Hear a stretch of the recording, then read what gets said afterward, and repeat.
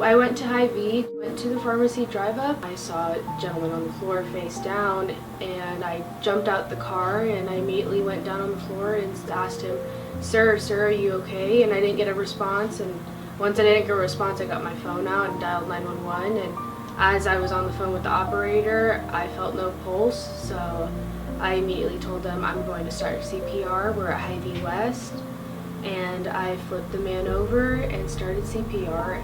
I was so busy with CPR that I couldn't really answer the operator, so I had to tell one of the bystanders, could you please get on the phone and let the operator know what's going on? I actually learned CPR in school. It was a requirement in, I believe it was 7th grade gym class. We were actually required to learn CPR. Obviously at the time I was not able to do those 2 breaths because he was so bloody, and I did not want to, you know, get myself sick.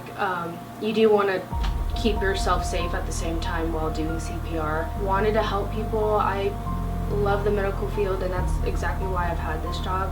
Seeing that he was alone also just made me feel really sad for him. You know, nobody was there for him. I know the odds are a lot greater when you jump into action when someone does have a medical emergency like that.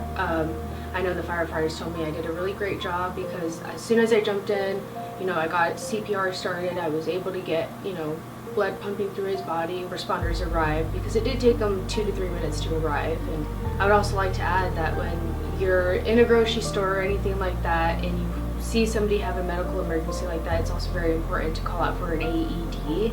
Pharmacies is kind of the best place to go to when someone's having a medical emergency. An AED is, it's basically what shocks their heart. You know, it has instructions on there on how to place the pads on the person. It'll read if they have a heartbeat or not, and it'll tell you whether you need to shock them or not. And again, it says on there the instructions on how to use it properly. I do really believe that everybody should know CPR. You never know when an accident's going to happen, whether it's at work or, you know, you're just going to the grocery store, or whether it's your family member. I think knowing CPR really gives lives a second chance. Do not be a bystander. Even if you do not know CPR, get someone on the phone, get 911 on the phone, the right location, the right, you know, information relayed to the first responders. Visiting angels, America's choice in home care.